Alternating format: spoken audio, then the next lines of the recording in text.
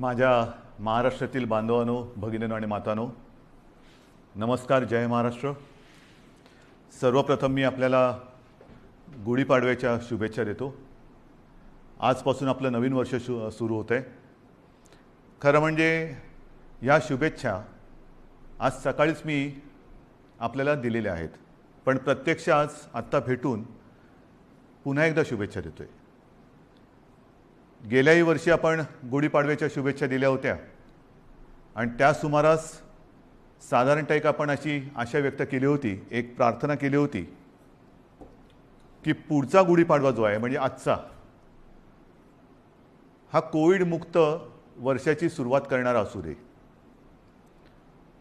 मधल्या काळामध्ये तशी परिस्थिती नक्की आपण निर्माण केली होती. त्याचं श्रेय मी आपल्या शासकीय यंत्रणा म्हणजे मग डॉक्टर्स, आरोग्य कर्मचारी, पोलीस वगैरे, महसूल यांच्या बरोबरीने आपल्याला सुद्धा त्याचं श्रेय देतोय.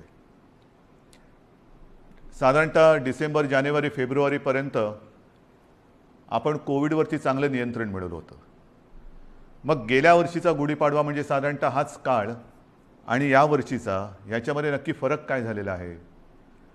फरक खूप झालेला आहे. मधल्या काळात जे आपल्याला वाटत होतं की हे युद्ध आपण जिंकत आलेलो आहोत, त्या युद्धाला पुन्हा एकदा सुरुवात झालेली आहे. आणि ही सुरुवात अशी तशी नाही आहे, तर फार भयानक पद्धतीने ही रुग्णवाढ झालेली आहे. भयानक पद्धतीने म्हणजे आजचा जो आकडा आहे रुग्णांचा, तो आजपर्यंतचा सगळ्यात उच्चांक गाठणारा हा आकडा आहे. जवळपास 60,212 एवढे कोविड पॉझिटिव्ह रुग्ण आज आपल्या राज्यामध्ये नोंदवले गेलेले आहेत. 60,212 म्हणजे फार भीतीदायक ही परिस्थिती आहे. त्याच वेळेला मी एक आणखीन गोष्ट आपल्याला सांगू इच्छितो की साधारणतः गेल्या वर्षी जेव्हा कोविडने आपल्या राज्यामध्ये किंबहुना आपल्या देशामध्ये पहिलं पाऊल टाकलं, तेव्हा आरोग्य सुविधा काय होत्या मी वेळोवेळी आपल्याला कल्पना दिलेली आहे. कोविडसाठी चाचणी करणारी जी लॅब आपण म्हणतो ती आपल्या राज्यात 1 किंवा 2च होत्या. आज सर्व मिळून जवळपास 523 चाचणी केंद्र आपल्या राज्यामध्ये आहेत. आता तुम्ही म्हणाल तुम्ही 523 सुरू केलेत, ते केलेलीच आहेत, पण तरी देखील चाचणीसाठी आणि चाचणीचे रिपोर्ट यायला उशीर लागतोय. कारण सरळ आहे की आता त्या वाढवलेल्या सुविधासुद्धा आपल्याला अपुऱ्या पडायला लागलेल्या आहेत. प्रत्येक गोष्टीची एक क्षमता असते, त्या क्षमतेपेक्षा अधिक भार जर कोणत्याही यंत्रणेवरती पडला किंवा टाकला तर साहजिकच आहे काही काळ हे असं चालत राहील आणि मग काही काळानंतर ती यंत्रणा कोलमडून पडेल. आज आपल्या चाचणी केंद्रांवरती प्रचंड ओझं आलेलं आहे. रोजच्या रोज आपण चाचण्यांची संख्या वाढवतो आहोत. साधारणतः 85,000 करत होतो, ते आता 2.25 लाखापर्यंत गेलेले आहे. अजूनही वाढवतो आहोत. मुंबईमध्ये सुद्धा आपण खूप वाढ केलेली आहे. कोविड केअर सेंटर्स गेल्या वेळेला साधारणतः 2600 होते, 2665, आता 4000च्या आसपास आपण केलेले आहेत. बेडची संख्या वाढवलेली आहे.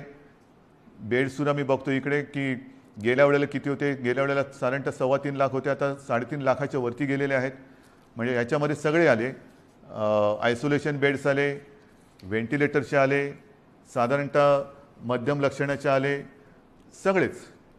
पण आता या सुविधांवरती भार यायला लागलेला आहे.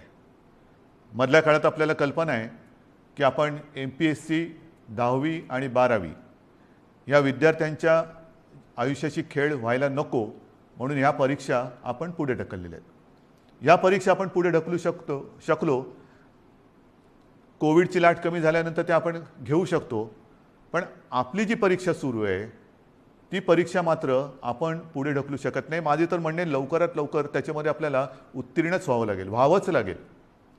आज चहूबाजूने आपल्यावरती दडपण येते, ऑक्सिजनची कमतरता जाणवते. मी मुद्दामून आपल्याला हे सांगतोय याचं कारण की मी गेले काही दिवस समाजातील प्रत्येक घटकाला सोबत घेण्याचा प्रयत्न करतो आहे, त्यांच्याशी चर्चा संवाद करण्याचा प्रयत्न करतो आहे, सगळ्यांचं एकमत करण्याचा प्रयत्न करतो आहे. साहजिकच आहे मतमतांतरही असणारच, पण ही मतमतांतरं किती काळ आपण चर्चा करत बसायची, चर्चा चर्चा चर्चा, निष्पन्न काहीच नाही. हे आता परवडणारं नाही आहे. कारण हा जो कालावधी आहे, हा जो वेळ आहे, हा एकदा जर का आपल्या हातातून निघून गेला तर मग आपल्या मदतीला कोणी येऊ शकणार नाही. आणि ही सगळी परिस्थिती आता मी जी तुम्हाला सांगतो आहे, साधारणतः आज आपल्या राज्यामध्ये 1200 मेट्रिक टन ऑक्सिजनचं उत्पादन दर दिवशी होतं. 1200 मेट्रिक टन. आजच्या घडीला आपण 100% ऑक्सिजनचा वापर हा पूर्णपणे आरोग्य सुविधांसाठी, म्हणजे ज्यांना कोविडमध्ये ऑक्सिजनची आवश्यकता आहे, प्राणवायू, त्यांच्यासाठी वापरतो 100%. आणि हा वापर जर 1200 मेट्रिक टन आपला रोजचा उत्पादनाचा आकडा मी आपल्याला सांगितला, तर साधारणतः आजच आपण 950 ते 1000 टन प्रतिदिन एवढा ऑक्सिजन कोविड रुग्णांसाठी वापरतो आहोत. म्हणजे किती आपण काठोकाठ आलो ते बघा. बेड्स मिळत नाही आहेत, ऑक्सिजन आत्ता अपुरा पडायला लागलेला आहे. रेमडेसिवीर औषधांची प्रचंड मागणी वाढलेली आहे. रेमडेसिवीरचं सुद्धा मधल्या काळामध्ये मागणी एकदम खाली गेली आणि ती खाली गेल्यानंतर कंपन्यांनी उत्पादन जवळपास कमी केलं किंवा ना थांबवलं. अचानक मागणी वाढली आणि मागणी वाढल्यानंतर हे औषध पुन्हा तयार करायला साधारणतः त्याला, हे त्यांच्या शब्दात जे मला थोडंफार कळतं आहे, समजतं ते मी तुम्हाला सांगतो आहे, की ते औषध मॅच्युअर व्हायला 2 ते 3 आठवडे लागतात. आता तेवढा कालावधी त्याला द्यावा लागतो. आता हळूहळू हा पुरवठा आपल्याकडे सुरू झालेला आहे. आपण ही औषधं कुठेही कमी पडू देणार नाही. जिथून मिळतील तिथून आपण घेतो आहोत. ऑक्सिजनसुद्धा मी मुद्दामून आपल्याला हा नकाशा आपल्यासमोर दाखवतो आहे. केंद्राकडे आपण विनंती केलेली आहे. एक 4-5 दिवसापूर्वी माननीय पंतप्रधानांसमवेत जी व्हिडिओ कॉन्फरन्स झाली, त्या व्हिडिओ कॉन्फरन्समध्ये सुद्धा ही परिस्थिती मी त्यांना सांगितली. साहजिकच आहे, पंतप्रधान आहेत, त्याच्यामुळे मी काही वेगळं सांगण्याची आवश्यकता नाही. रोजच्या रोज त्यांच्याकडे हा अहवाल जातो आहे. रुग्णसंख्या किती आहे, एकही रुग्णसंख्या किंवा मृत्यू आपण लपवत नाही आहोत, हे तर तुम्हाला पहिल्यापासून माहिती आहे. पारदर्शकपणाने सगळ्या गोष्टीला तोंड देतो आहोत, धाडसाने तोंड देतो आहोत, हे महत्त्वाचं आहे. काही लपवत नाही आहे. आणि म्हणून मी त्यांना विनंती केली की पंतप्रधान महोदय, की आम्हाला आत्ताची जी काय परिस्थिती आहे ती पाहिल्यानंतर येत्या काही काळामध्ये ऑक्सिजनची आवश्यकता लागणार आहे. आमच्या इथे जे कारखाने आहेत किंवा जे उद्योग आहेत त्यांना मी विनंती केलेली आहे, त्यांनी तसं कबूल केलेलं आहे. त्यांच्या क्षमतेप्रमाणे ते आपल्याला ऑक्सिजन द्यायला त्यांनी सुरुवातही केलेली आहे. पण तरी देखील आपल्याला अधिकचा जो ऑक्सिजन लागणार आहे तो आम्हाला इतर राज्यातून आणण्यासाठी परवानगी द्या आणि ती वाहतूक सोयीस्कर होईल याच्यासाठी सुद्धा मदत करा. आता हे त्यांना सांगितल्यानंतर साधारणतः हा नकाशा बघा. ह्या नकाशामध्ये कुठून कुठून ऑक्सिजन आणण्यासाठी आपल्याला त्यांनी परवानगी दिलेले ते आपल्याला कळेल. विशेषतः ही जी राज्य आहेत ईशान्येकडची, ही किती हजार किलोमीटरवरती आहेत, किती शेकडो किलोमीटरवरती. म्हणजे इतर राज्यातून जर का ऑक्सिजन आणायचं झाला तर त्यालाही यायला किती वेळ लागणार आहे हे सुद्धा आपल्याला माहिती असणं गरजेचं आहे. म्हणजे हा एकदम शेवटचा जो आहे पश्चिम बंगालमधला आहे, तो 1300 किलोमीटरवरती. म्हणजे असे खूप काही शेकड्यापासून, म्हणजे काही आपल्या राज्यात आहेत, परंतु इतर राज्यांमध्ये सुद्धा जे कारखाने किंवा ऑक्सिजन उत्पादक आहेत त्यांच्याकडनं आपल्याकडे ऑक्सिजन यायला रस्त्याने आणि रोजचा किती येणार, किती आणणार, सुरळीत पुरवठा आपल्याला पाहिजे. आणि त्याच्यासाठी मी माननीय पंतप्रधानांना काही विनंत्या करतो आहे. त्या बाकीच्या तर मी आपल्याकडे सांगतोच, पण एक विनंती मी त्यांना करतो आहे, ज्याच्याबद्दल मी अधिकृत पत्र पण लिहितो आहे, की ही रस्त्याने आता ऑक्सिजन आणेपर्यंत आमच्याकडे फार विचित्र परिस्थिती निर्माण झालेली आहे. मला कल्पना नाही असं करता येणं शक्य आहे का. असेल तर आपल्याला लष्करी तज्ज्ञांची मदत घेऊन जर हवाई वाहतुकीने आमच्याकडे ऑक्सिजन आणू शकलो आपण आणि आणू शकत असू तर कृपा करून आम्हाला नुसती परवानगी नाही तर एअरफोर्सला सांगून आम्हाला मदत करायचे तसे आदेश द्या. एवढी निकड आता आपल्याला ऑक्सिजनची लागलेली आहे. कारण तुम्हाला मी हा नकाशा दाखवला. आपल्याकडनं टँकर जाणार, तिकडनं ते भरणार, त्याच्याकडनं ते आपल्याकडे येणार. कदाचित तिथे जरी टँकर्स मिळाले तरी तिथे ते टँकर भरले जाणार आणि आपल्याकडे येणार. पुन्हा इकडे आणून एका वेळेला किती आणणार, आणखीन ऑक्सिजन लागणार. मग रोजची ही वाहतूक आपल्याला सुरू ठेवावी लागणार. रोज आपल्याला ऑक्सिजनचा हा पुरवठा लागणार आहे, रोज आपल्याला रेमडेसिवीरचा पुरवठा लागणार आहे. आणि ही सगळी परिस्थिती बघितल्यानंतर मग मात्र आपल्याला ही आपत्कालीन परिस्थिती आहेच ही धरून हवाई वाहतुकीने लष्कराच्या मदतीने सुद्धा जर करता येणं शक्य असेल तर कृपा करून तशी मदत आम्हाला करावी अशी विनंती मी आपल्या माध्यमातून सुद्धा म्हणजे आता या फेसबुक लाईव्हच्या माध्यमातून आणि मी स्वतः व्यक्तिगत फोनही करीन आणि पत्रसुद्धा लिहितोय. तर ही एक मागणी आहे. तसंच आणखीन एक दोन मागण्या ज्या मला काही वर्गाने केलेल्या आहेत त्यासुद्धा मी वाचूनच दाखवतो की साधारणतः मार्च महिन्यामध्ये GSTचा परतावा दाखल करण्याची मुदत असते. ती मुदत लघु आणि मध्यम उद्योजकांसाठी आणखीन 3 महिन्यांनी वाढवावी अशी मी विनंती माननीय पंतप्रधानांना करतोय की आता हे सगळे संकटातच आहोत आपण. हे संकट ही आपत्ती आहे. या आपत्तीमध्ये आपणच यांना सांभाळून घ्यायला पाहिजे. कारण इतर वेळेला अर्थचक्र चालवणारी हीच लोक आहेत. धंदे राहिले पाहिजेत, रोजीरोटी राहिली पाहिजे, नाहीतर मग जगायचं कशासाठी. तर त्यांना थोडासा एक आधार देण्यासाठी GSTचा जो एक परतावा आहे तो त्याला 3 महिन्यांनी तरी किमान मुदतवाढ द्यावी अशी मी माननीय पंतप्रधानांना विनंती करतो आहे. नंतर जसे आपण बघत असतो की भूकंप होतो, काही वेळेला अतिवृष्टी होते, पूर येतो, मग ती नैसर्गिक आपत्ती आपण जाहीर करतो. नैसर्गिक आपत्ती जाहीर केल्यानंतर मग त्याच्यामधले जे काही निकष असतात त्या निकषच्या अनुषंगाने आपण वैयक्तिक मदत ही करत असतो. तर ही सुद्धा एक नैसर्गिक आपत्ती आहे, ती तर आपण सगळ्यांनीच मानलेली आहे. पण ह्या नैसर्गिक आपत्तीमध्ये जसं इतर नैसर्गिक आपत्तीमध्ये जे निकष आपण लावतो आणि विशेषतः ज्यांची रोजीरोटी ही ह्याच्यामध्ये थोडीशी हल्लेली आहे म्हणा किंबहुना जाण्याची शक्यता निर्माण झालेली आहे, त्यांच्या रोजीरोटीवरती गदा किंबहुना संकटात सापडलेली आहे, अशा लोकांना व्यक्तिगत मदत आपण काय करू शकतो ती मदतसुद्धा द्यावी अशी मी माननीय पंतप्रधानांकडे विनंती करतो आहे. याचं कारण असं की ही आपत्ती ही फार विचित्र आहे. याच्यावरती अजूनही म्हटलं तर औषध सापडलेलं तर नाहीच आहे, पण लस ही सापडलेली आहे. माननीय पंतप्रधानांनी सांगितलं की 11 ते 14 तारखेपर्यंत टीका महोत्सव करा. आहे माझं तर म्हणणं केवळ 4च दिवस नाही, आमच्याकडे आम्ही लसीकरणाचा वेग हा मोठ्या प्रमाणात वाढवलेला आहे. पुन्हा मी त्या लस किती मिळते आणि किती ह्या राजकारणात जाऊ इच्छित नाही, पण लसीकरण हे वाढवावंच लागेल. लसीकरण का वाढवायचं तर लसीकरण केल्यानंतर ह्या लाटेतून बाहेर पडू का नाही. कारण लस दिल्यानंतर सुद्धा प्रतिकारक शक्ती यायला काही दिवस जावे लागतात. नक्कीच आत्ताची लाट ही प्रचंड मोठी आहे. या लाटेतून आपल्याला काही गोष्टी मी पुढे सांगणार आहेत त्या करूनच बाहेर पडावं लागेल. परंतु लसीकरण एवढ्यासाठी की लसीकरण केल्यानंतर तिसरी लाट, कारण जगामध्ये आता तिसरी लाट, चौथी लाट, पाचवी लाट ह्या अशा लाटामागून लाटा ह्या येत आहेत, हा अनुभव आहे. जसं ब्रिटननी काय केलं 2.5 ते 3 महिने अत्यंत कडक निर्बंध लावले, लॉकडाऊन केला. पण दरम्यानच्या काळामध्ये त्यांनी संपूर्ण जनतेला जवळपास काही टक्के जनता त्यांनी आता कव्हर केली, 50%हून जास्त झाली असेल जनतेला त्यांनी वॅक्सिनेशनच्या माध्यमातून एक सुरक्षित केलं. लसीचा पहिला डोस देऊन टाकला आणि तो दिल्यानंतर आत्ताचं तिथलं जे चित्र आहे हॉस्पिटलायझेशन बरंचसं कमी झालेलं आहे, मृत्यूदर हा घटलेला आहे. मग त्याच दिशेने त्याच मार्गाने आपल्याला देखील जावं लागेल. आपल्याला येत्या काही काळात भरपूर प्रमाणामध्ये लसीकरण वाढवावं लागेल की जेणेकरून पुढची लाट आपण कदाचित थोपवू नाही शकणार, पण तिचा वेग हा मंदावू शकू. म्हणजे पहिली लाट आता जर का बघितलं आपण पाठीवळून बघताना तर ह्या लाटेच्या तुलनेत ती लाट काहीच नव्हती.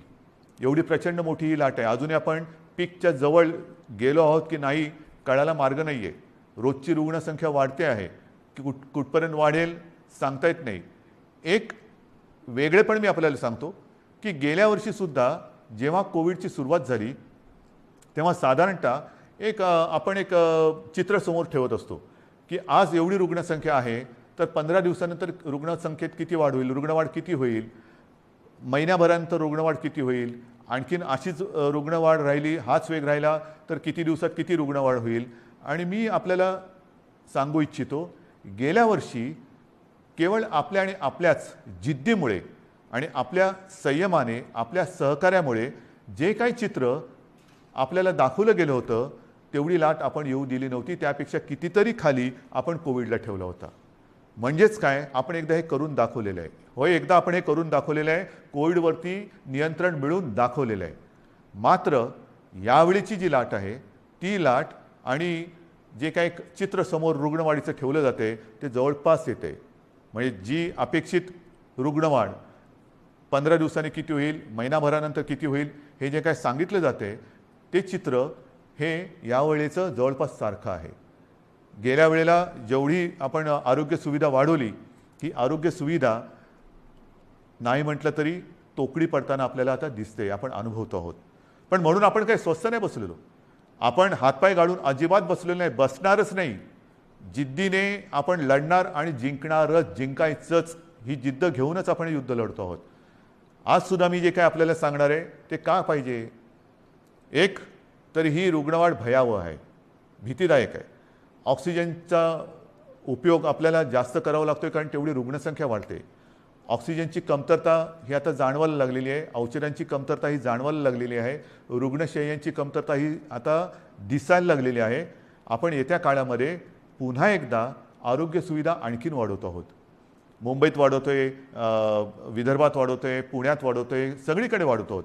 जिथे जिथे जे जे करता येणं शक्य असेल ते ते आपण सगळे मिळून करतो आहोत. मग तिकडे ऑक्सिजनचे बेड्स वाढवायची आवश्यकता असेल तर ते वाढवतो आहोत, व्हेंटिलेटर्स वाढवण्याची आवश्यकता असेल तर ते वाढवतो आहोत, आयसोलेशन बेड्स वाढवण्याची आवश्यकता असेल ते वाढवतो आहोत, क्वारंटाईन वाढवण्याची आवश्यकता असेल ते वाढवतो आहोत. पण हे एकतर्फी झालं. एकतर्फी म्हणजे असं की त्याला अजून दोन गोष्टी आहेत. ही आरोग्य सुविधा वाढवल्यानंतर प्रत्यक्ष उपचार करण्यासाठी आपल्याला डॉक्टर्स लागणार. डॉक्टर्ससाठी सुद्धा आपले प्रयत्न चालू आहेत. आत्ता नवीन जे विद्यार्थी आपले उत्तीर्ण झालेले आहेत त्यांना आपण आवाहन करतो आहोत की तुम्ही पण या, त्यांचीसुद्धा आपण आरोग्याची काळजी घेणार आहोत, त्यांनासुद्धा आपल्यासाठी आपल्यासोबत घेणार आहोत. त्याचबरोबरीने मी जसं गेल्या वर्षी एक आवाहन केलं होतं की निवृत्त झालेले काही डॉक्टर्स किंवा डॉक्टर कधी तसे निवृत्त होतच नाहीत, पण परिचारिका असतील, आरोग्य कर्मचारी असतील, त्यांनासुद्धा मी आवाहन करतो आहे की तुम्हीसुद्धा पुन्हा एकदा ह्या महाराष्ट्रावरती कोसळलेल्या नैसर्गिक संकटात मदतीला, नुसतं मदतीला नाही मी म्हणत, लढायला पुढे या, लढण्यासाठी पुढे या. सर्व स्वयंसेवी संस्था आहेत, सेवाभावी संस्था आहेत, व्यक्ती आहेत, त्यांनासुद्धा मी आवाहन करतो आहे की आता वेळ आलेली आहे, तुम्हीसुद्धा या. जे जे आपण करता येणं शक्य असेल आणि जे जे तुम्ही करू शकाल ते ते करण्यासाठी आणि हे युद्ध जिंकण्यासाठी तुम्ही सरकारच्या सोबत या. बांधवांनो आणि भगिनीनो, ही उणीधुणी काढण्याची वेळ नाही आहे. मी गेल्याही वेळेला सांगितलं होतं, सर्व राजकीय पक्षांना पुन्हा एकदा आवाहन करतो आहे की उणीधुणी काढत बसू नका. आता जर का उणीधुणी काढत बसलो तर महाराष्ट्र आपल्याला माफ नाही करणार. राजकारण आपण वृत्तपत्रात वाचलं की माननीय पंतप्रधानांच्या समवेत झालेल्या व्हिडिओ कॉन्फरन्समध्ये सुद्धा मी त्यांना हीच विनंती केली की देशातील सर्व प्रमुख राजकीय नेत्यांना एकत्र बोलून व्हिडिओ कॉन्फरन्सच्या माध्यमातून सर्वांना सांगा की आत्ता राजकारण बाजूला ठेवा. हे फार मोठं संकट आहे. आपण एकत्र येऊन जर का लढलो नाही, जर आपण याला साथ म्हणत असू तर आपण सुद्धा एक साथ आलो पाहिजे, एक साथ लढलं पाहिजे, तरच या साथीवरती आपण विजय मिळवू शकतो. आणि म्हणून ही सगळी परिस्थिती आपल्याला सांगितल्यानंतर नाईलाजाने मला काही गोष्टी ह्या थोड्याशा बंधनात्मक आपल्याला करावायला लागणार आहेत. आणि मला खात्री आहे की हे जे निर्बंध आपण लावतो आहोत हे केवळ आणि केवळ आपल्यासाठी आहेत. मला आनंद होतोय असं कृपा करून समजू नका. मी गेले महिनाभर साधारणतः याची कल्पना देत आलेलो आहे की असं नाही झालं तर काय होईल, तसं नाही झालं तर काय होईल. आपण तसं म्हटलं तर बराचसा वेळ चर्चेमध्ये आणि विचारविनिमयात घालवलेला आहे. आता मात्र कडक पावलं उचलण्याची आवश्यकता आणि ती वेळ तो क्षण आलेला आहे. मग काय करायचं. मी एकदम काही लॉकडाऊन असं म्हणत नाही आहे, पण काही निर्बंध हे साधारणतः त्या सदृश्य आहेत. कारण ही साखळी जर का तुटली नाही तर ही साखळी आपल्याला पूर्ण गुरफटून गुंबरून टाकल्याशिवाय राहणार नाही. आपल्याला रोजीरोटी महत्त्वाची आहेच, त्याहीबद्दल मी बोलणार आहे. पण रोजीरोटीच्या बरोबरीने आधी जीव वाचवायला पाहिजे. जीव वाचलं तर सगळं काही आहे. आणि जीव वाचवणं हाच आत्ता आपल्यासमोरचा महत्त्वाचा मुद्दा आहे. आणि तो वाचवण्यासाठी मी पुन्हा एकदा सगळ्यांना हात जोडून विनंती करतो आहे की आजपर्यंत जी काही निर्बंध आपण टाकलेले होते त्या निर्बंधात आता आपण अधिक वाढ करतो आहोत. आणि हे निर्बंध उद्या 8 वाजल्यापासून, संध्याकाळी 8 वाजल्यापासून आपल्या राज्यात लागू होतील. एक फक्त अपवाद थोडा आपल्याला करावा लागणार आहे, कारण तिथे 2-4 दिवसामध्ये मतदान आहे, ते म्हणजे पंढरपूर मंगळवेढा मतदारसंघ, विधानसभा मतदारसंघ. आपल्याला कल्पना आहे की तिथले आपले लोकप्रतिनिधी भारत भालके यांचं कोरोनामुळेच निधन झालं होतं. दुर्दैवाने ते आपल्यातून गेले आणि त्यांची जी जागा आहे त्या मतदारसंघात येत्या 2-5 दिवसामध्ये मतदान आहे. मतदान झाल्यानंतर मात्र तिकडे सुद्धा हे निर्बंध अत्यंत कडकपणाने लागू होतील. म्हणून मी थोडंसं माझ्या आणि आपल्या सगळ्यांच्या मनाविरुद्ध असलं तरी ह्या काही गोष्टी आपल्याला सांगतो आहे. मला खात्री आहे की आजपर्यंत जसं सहकार्य आपण मला केलं, ज्या ज्या गोष्टी मी आपल्याला सांगितल्या त्या गोष्टी आपण पाळल्या, तसंच सहकार्य येत्या काही दिवसासाठी आपण मला कराल आणि तसं करावं अशी मी पहिल्याप्रथम आपल्याला विनंती करतोय. काही निर्बंध मी आपल्याला वाचून दाखवतो आहे आणि बाकीचे सर्व निर्बंध जे आहेत, सगळे नियम आहेत, ते लवकरात लवकर हे प्रसिद्धी माध्यमाच्या माध्यमातून आणि आपल्या जी काही साईट आहे त्याच्यावरती अपलोड केले जातील की जेणेकरून सर्वांना अत्यंत स्पष्ट शब्दात त्याची कल्पना येईल. जे निर्बंध आहेत ते असे आहेत की उद्या संध्याकाळपासून आपण ब्रेक द चेन म्हणजे ही शृंखला तोडायची, आपल्याला तोडावीच लागेल. आणि ती तोडण्यासाठी आपण राज्यात 144 कलम लागू करतो आहोत. म्हणजेच आजपर्यंत ही दिवसा जमावबंदी आणि रात्री संचारबंदी असं होतं, कधी रात्री जमावबंदी करत होतो. आता मात्र आपल्याला पुढचे किमान 15 दिवस राज्यामध्ये संचारबंदी लागू करावी लागत आहे. अनावश्यक येणं जाणं हे आपल्याला आता पूर्ण बंद, मी टाळणं म्हणत होतो, आता ते पूर्ण बंद करावं लागणार आहे. कोणत्याही व्यक्तीला अतिआवश्यक काम किंवा योग्य कारण नसेल तर घराबाहेर आपण आता पडू द्यायचं नाही आहे. मी तर विनंती करतोय की हे मी नियम सांगतोय, पण मला आपल्याकडनं उलटं पाहिजे की जसं एक शब्द आहे जनता कर्फ्यू, जनता ठरवते की नाही आम्हीच आता हे करणार किंवा हे करणार नाही, तसं तुम्ही ठरवायचं आहे की नाही आहे ना आता तसं अनावश्यक काही काम आणि आहे ना बाहेर संकट, तर मग मीच कारण नसताना घराबाहेर पडणार नाही. मी आता कोरोनाला मदत करणार नाही, मी सरकारला मदत करणार, मी माझ्या नागरिकांना मदत करणार. आपल्याला आता प्रत्येकाने ठरवायला पाहिजे की कोणाला मदत करायची, कोरोनाला मदत करायची की कोरोना विरुद्ध लढणाऱ्या सरकारला आणि माझ्या माता भगिनींना आणि बांधवांना मदत करायची. हा निर्णय आता ज्यांनी त्यांनी घ्यायचा आहे की कोरोनाला मदत करणारे कोण आहेत आणि कोरोना विरुद्ध लढणारे कोण आहेत, कोरोना दूत कोण आहेत आणि कोविड योद्धे कोण आहेत, हे आता आपल्याला आता कळणार आहे.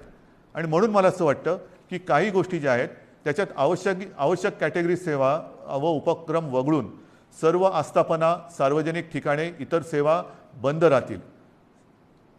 सकाळी 7 ते रात्री 8, सकाळी 7 ते रात्री 8 ह्या काळामध्ये आपण अत्यावश्यक सेवा ज्या आहेत त्या चालू ठेवणार आहोत. एक गोष्ट मी मुद्दामून सांगतोय की आपण सार्वजनिक वाहतूक व्यवस्था बंद करत नाही आहोत, म्हणजे लोकल्स बंद करत नाही आहोत, बस सेवा बंद करत नाही आहोत. मात्र त्या केवळ आणि केवळ अतिआवश्यक कामासाठीच वापरल्या जातील. आणि त्यातून त्या चालू का ठेवतोय तर जीवनावश्यक सेवा सुविधा देणारा जो कर्मचारी वर्ग आहे त्याचं येणं जाणं, कारण त्या जर का बंद पडल्या म्हणजे पाणी आहे, आपले सफाई कामगार आहेत, त्यांना कुठेही तसं आपण सांगू शकत नाही वर्क फ्रॉम होम, घरी राहा आणि शहर स्वच्छ करा, घरी राहा आणि शहराचा पाणी पुरवठा सुरळीत ठेवा, नाही. त्यांना संकट असो वा नसो आपल्यासाठी, आपल्याला सेवा सुविधा देण्यासाठी रोज कामावर यावंच लागणार आहे. आणि म्हणून त्यांची ये जा ही सुलभतेने व्हावी म्हणून आपण पब्लिक ट्रान्सपोर्ट हे चालू ठेवतो आहोत. आणि त्याच्यामध्ये सुद्धा आवश्यक कॅटेगरी कोणती धरलेली आपण साहजिकच आहे, रुग्णालय आहेत, दवाखाने आहेत, वैद्यकीय, विमा, औषधी कंपन्या, औषधी दुकाने, वैद्यकीय सेवा देणारे काही डीलर्स आहेत, वाहतूक सप्लाय चेन आहे, लस उत्पादक व वाहतूक करणारे, कारण लस उत्पादक त्यांच्यासाठी वायल्स लागतात, त्यांचे कारखाने उघडे राहतील, त्यांची वाहतूक ये जा करणारे वाहनं आहेत ती चालू राहणार आहेत, मास्क, जंतुनाशक उत्पादक, वितरक, वैद्यकीय कच्चा माल सगळे. त्याचप्रमाणे जनावरांशी जे संबंधित आहेत म्हणजे आपले कृषीची जनावरं आली, शहरामध्ये आपले ज्याला आपण पाळीव प्राणी म्हणतो त्यांच्या संबंधितली दुकानं, त्यांची दवाखाने हे उघडे राहतील. शीतगृहे, वेअरहाऊसिंग, हवाई वाहतूक, रेल्वे, बस, ऑटो, विविध देशांची राजनैतिक कार्यालय. नंतर तोंडावरती पुन्हा पावसाळा आलेला आहे. एप्रिल तर अर्धा गेला, येत्या 1.5 महिन्यामध्ये पाऊस येणार. पावसाळ्याची जी काही कामं आहेत ती पावसाळी पूर्वच करावी लागतात. तर ती पावसाळ्यासाठीची पावसाळीपूर्वीची जी कामं आहेत ती सगळी चालू राहतील. त्याच्यानंतर बँक्स, रिझर्व्ह बँक इंडिया आणि त्यांच्याशी संबंधित सगळे सेबीने मान्यता दिलेली कार्यालय, दूरसंचार सेवा व त्यांच्याशी संबंधित देखभाल व दुरुस्ती करणारे, ह्या सगळ्या गोष्टी, ई कॉमर्स असेल, ह्या सगळ्या आहेत. त्याच्यानंतर अधिस्वीकृतीधारक पत्रकार, त्यांनासुद्धा आपण त्यांना मुभा दिलेली आहे जाण्या येण्याची. पेट्रोल पंप चालू राहतील, पेट्रोलियम उत्पादन आहेत, कार्गो सेवा, डेटा सेंटर्स, IT सेवा, शासकीय व खाजगी सुरक्षा मंडळं, ह्या सगळ्या गोष्टी ह्या आपण चालू ठेवतो. हे आहेत, बऱ्याच गोष्टी आहेत. त्याची संपूर्ण मी आता वाचत नाही आहे, पण ह्या गोष्टी ह्या प्रसिद्धी माध्यमाच्या माध्यमातून आपल्याकडे येतील, त्याबरोबर आता अपलोड पण केल्या जातील. तेवढ्या आणि तेवढ्याच चालू राहतील. बाकीची कृपा करून मी आपल्याला विनंती करतो आहे की ह्या सेवा किंवा इतर काही आपली वाहतूक आहे ती बंद राहणार आहे. बांधकामामध्ये सुद्धा आणि इतर जे काही उद्योग आहेत त्यांना सुद्धा मी सांगतोय की तुम्ही सुद्धा जिथे जिथे तुमच्या साईट्स आहेत, एक तर त्या साईटवरती तुमच्याकडे सुविधा असेल तर तुमच्या कर्मचाऱ्यांची सोय तिथल्या तिथे करा. त्यांना उगाचच तिथून त्यांच्या घरी, त्यांच्या घरातून तिथे, म्हणजे कोविडची ये जा जशी व्हावी तशी त्यांची ये जा होऊ देऊ नका. त्यांच्या माध्यमातून कुठे कोविड पसरू देऊ नका. त्यांच्या आरोग्याची खबरदारी घ्या.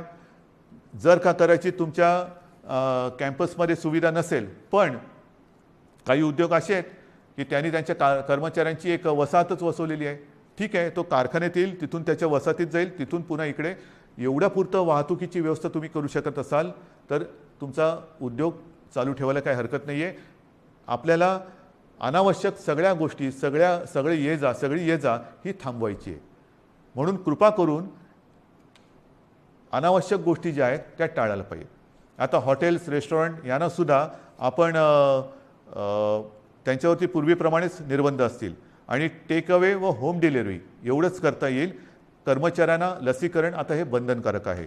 रस्त्यावरच्या खाद्य विक्रेत्यांना सुद्धा त्यांना आपण का परवानगी देतोय की अनेक गोरगरीब असे आहेत की ज्यांच्याकडे एकेका खोलीत ते 5-5, 7-7, 8-8 लोक राहतात.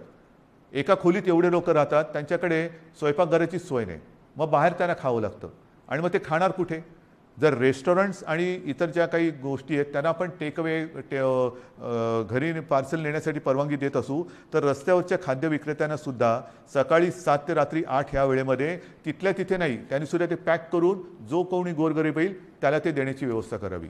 आपल्याला गर्दी टाळायची आणि अनावश्यक वाहतूक तर नाहीच पाहिजे.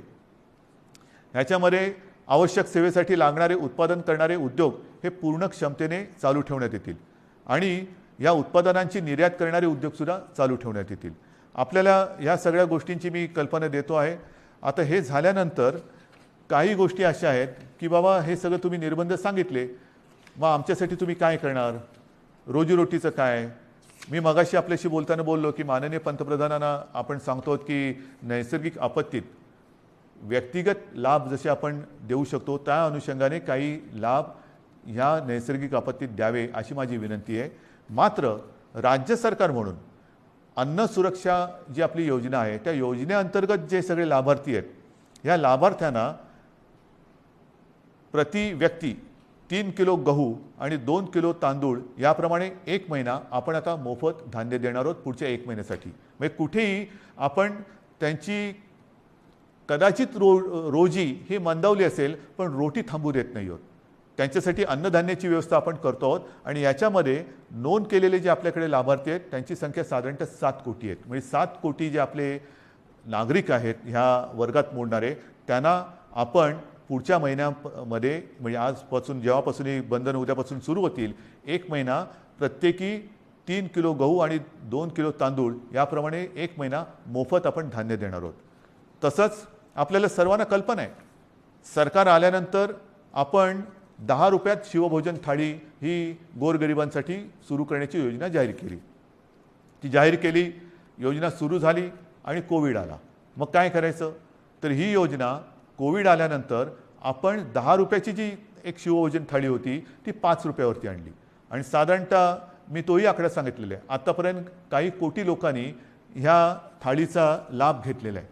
आता आपण ही शिवभोजन योजना जी आहे ही जी थाळी आहे ती 10 रुपयाची थाळी आपण 5 रुपयात केली होती. आता पुढचा 1 महिना शिवभोजन आपण मोफत देणार आहोत.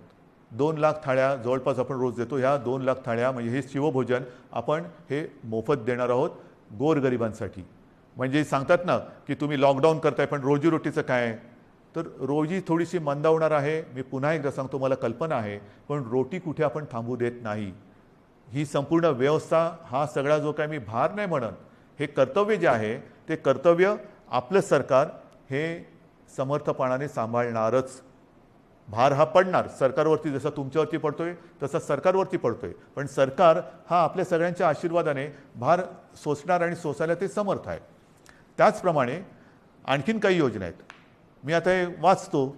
संजय गांधी निराधार योजना, श्रावणबाळ आणि केंद्र पुरस्कृत इंदिरा गांधी राष्ट्रीय वृद्धापकाळ निवृत्ती वेतन योजना, इंदिरा गांधी राष्ट्रीय विधवा निवृत्ती वेतन, इंदिरा गांधी राष्ट्रीय दिव्यांग निवृत्ती वेतन योजना, या 5 योजनेतील लाभार्थ्यांना 2 महिन्यांकरता प्रत्येकी 1000 रुपये आर्थिक सहाय्य आपण आगाऊ देतो आहोत. म्हणजे आधी देतो आहोत, नंतर नाही, आत्ता आधी देतो आहोत.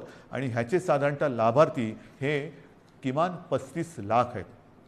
म्हणजे वरती मी जसं सांगितलं तुम्हाला की दारिद्र्य रेषेखालील कुटुंब आहेत, काही निराधार महिला आहेत, वयोवृद्ध आहेत, दिव्यांग आहेत, असंघटित क्षेत्रातील नागरिक आहेत, कामगार आहेत, रिक्षाचालक आहेत, आदिवासी समाज, यांच्यासाठी आपण 3 किलो गहू आणि 2 किलो तांदूळ ही योजना जाहीर केली. शिवभोजन आपण पुढचा महिनाभर मोफत देतो आहे. त्याच्यानंतर आता ह्या योजना त्याच्यात जो 1000 रुपयांचा जो देणं असतं आपण ते आगाऊ देतो आहोत आणि त्याच्यात 35 लाख लोक आपण त्यांना एक नाही म्हटलं तरी आधार देतो आहोत.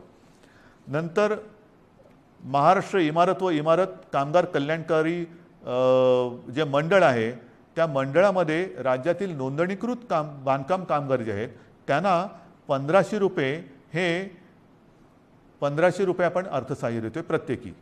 म्हणजे त्याच्यामध्ये साधारणतः 12 लाख पुन्हा लाभार्थी आहेत जे आपल्याकडे नोंदणीकृत आहेत. हे 1500 रुपये आपण त्या बांधकाम वर्गातील कामगारांना देतो आहे. घरेलू कामगार, आता हा एक वेगळा आपण हे करतोय. घरेलू कामगार जे नोंदणीकृत घरेलू कामगार आहेत त्यांच्यासाठी सुद्धा आपण एक निधी देतो आहोत. म्हणजे हा सुद्धा एक मोठा वर्ग आहे तसा, जो नोंदणीकृत आहे त्यांना आपण हा निधी देतो आहोत. त्याच्यानंतर आता पुन्हा तळहातावरती पोट हे ज्यांचं आहे तोच हा वर्ग आहे. त्याच्यामध्ये आणखीन थोडा वर्ग बाकी आहे, तो म्हणजे अधिकृत फेरीवाले. अधिकृत फेरीवाले आहेत. या फेरीवाल्यांसुद्धा आपण एका वेळचे 1500 रुपये प्रत्येकी देतो आहोत.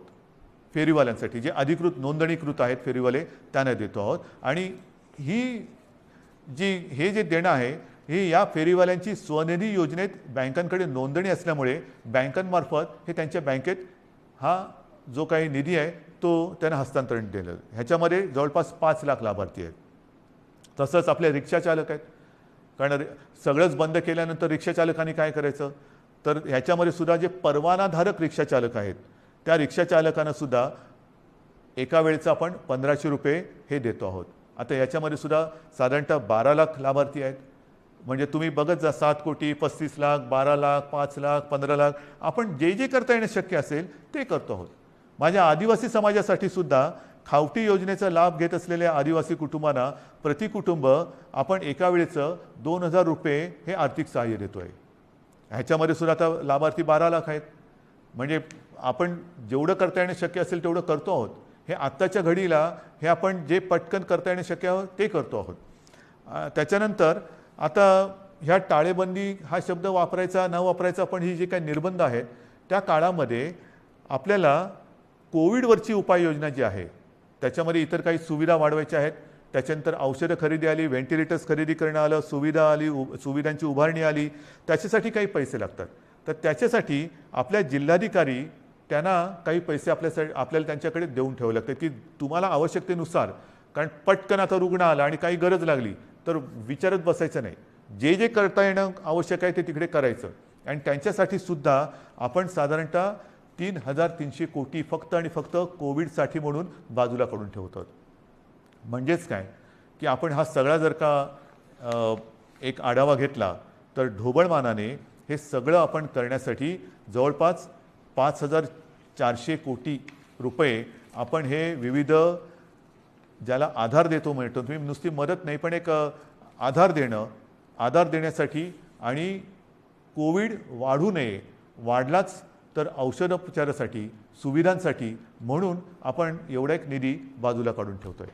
आणि म्हणून मला असं वाटतं बांधवांनो आणि भगिनींनो, मी सगळी परिस्थिती आहे ही आपल्यासमोर ठेवलेली आहे. ऑक्सिजनची सुद्धा परिस्थिती आपल्याला सांगितलेली आहे, बिकट आहे. पुन्हा एकदा सांगतो, साधारणतः आपल्या राज्याची क्षमता ही 1200 मेट्रिक टन प्रतिदिनी उत्पादनाची आहे. आज जवळपास 950 मेट्रिक टनपर्यंतचा वापर ऑक्सिजनचा फक्त आणि फक्त कोविडग्रस्त रुग्णांना, ज्यांना ऑक्सिजनची आवश्यकता आहे, ज्यांचा श्वास घ्यायला त्यांना त्रास होतो आहे, ही कल्पनासुद्धा करणं अशक्य आहे, अवघड आहे की श्वास रोखला जातो म्हणजे काय होतं आहे, घुसमटणं म्हणजे काय आहे. त्यांचा श्वास मोकळा होण्यासाठी, त्यांचा श्वासोच्छ्वास परत नैसर्गिक होण्यासाठी म्हणून हा आपण ऑक्सिजन वापरतो आहोत. पण ह्याच संख्येने जर रुग्णवाढ होत राहिली तर हाताशी राहिलेला ऑक्सिजन हा येत्या काही दिवसात संपल्याशिवाय राहणार नाही. आजसुद्धा रोजची आपली रेमडेसिवीरची जी गरज आहे, किती वापर होतो आहे, सगळीकडनं मागणी होते, रेमडेसिवीर पाहिजे, रेमडेसिवीर पाहिजे. आपल्याला कल्पना आहे आपल्या राज्यात आजच्या दिवशी साधारणतः किती रेमडेसिवीर इंजेक्शन वापरले जातात? साधारणतः 40 ते 50 हजार, म्हणजे 40 ते 50 हजार सरासरी रोजची आजची आपली रेमडेसिवीर इंजेक्शनची ही मागणी आहे, गरज आहे. आता तुम्ही विचार करा, आजच्या घडीला रेमडेसिवीर थोडंसं कमी पडते, त्याची आपण हे करतोय, सोय केलेली आहे, येत्या काही दिवसात ते नियमित होईल. पण जर काही रुग्णसंख्या, रुग्णवाढ अशीच राहिली, याच पटीत वाढत राहिली तर येत्या काही दिवसामध्ये रेमडेसिवीरची आवश्यकता ही दुप्पट होणार आहे. म्हणजे जिकडे 50 हजार असेल तिकडे 1 लाख होणार आहे. 1 लाख म्हणजे अजून एवढीच रेमडेसिवीरची आवश्यकता आपल्याला आहे. हे सगळं मी अत्यंत प्रामाणिकपणाने आपल्यासमोर ठेवलेलं आहे. त्याच्यामध्ये कुठेही लपवाछपवी नाही, कुठेही अपारदर्शकता नाही. ही बंधनं केवळ आणि केवळ एक नाईलाज म्हणून आपल्याला आता ही स्वीकारावी लागत आहेत. याचं कारण की जगभराचा जो अनुभव आहे, आरोग्य सुविधा वाढवणं, लसीकरण वाढवणं, मात्र त्याच वेळेला ते वाढवण्यासाठी थोडीशी एक मध्ये आपल्याला संधी लागते. ती संधी आणि ही साखळी तोडण्यासाठी आपल्याला हे निर्बंध स्वीकारावे लागत आहेत. हे पूर्ण जगाने आता स्वीकारलेलं सत्य आहे. आणि म्हणून माझी आपल्याला हात जोडून विनंती आहे की ही बंधनं ही एकतर्फी टाकलेली नाही आहेत. ही बंधनं टाकण्यामागे जो उद्देश आहे तो केवळ आणि केवळ प्राण वाचवणे हाच एक उद्देश आहे. आनंददायी ही परिस्थिती नाही आहे, घाबरण्यासारखं सुद्धा तसं नाही आहे, कारण आपण समर्थपणाने ह्याचा मुकाबला करतो आहोत. आजपर्यंत जे सहकार्य आपण मला केलं, जसं मला आपल्या कुटुंबातील एक आपण मानता, त्याच तळमळीने आणि त्याच प्रेमाने आणि त्याच आपुलकीने माझ्यावरती मी पुन्हा सांगतो, टीका करणारे किती करत असले तरी त्या टीकेची पर्वा न करता आपल्याशी जी माझी बांधिलकी आहे त्या बांधिलकीला स्मरून आणि तिला जागून मी केवळ आणि केवळ माझ्या राज्याच्या, माझ्या माता भगिनींच्या, माझ्या बांधवांच्या हितासाठी ही निर्बंध आपल्यावरती थोडीशी लादत आहे. कृपा करा, न चिडता, न रागावता, समजून घेऊन सहकार्य करा आणि ही लढाई जिंकायला नुसती मदत नाही तर मी पुन्हा एकदा सांगतो की आपण सगळे सैनिक म्हणून सोबत या आणि ही लढाई जिंकायचीच या जिद्दीने पुन्हा एकदा कंबर कसून कोविड भगाव ह्या पद्धतीने आपल्याला आता हे करावं लागेल. आजपर्यंत जसं सहकार्य केलं तसंच सहकार्य यापुढेही अपेक्षित आहे. सर्वांना धन्यवाद देतो. जय हिंद, जय महाराष्ट्र.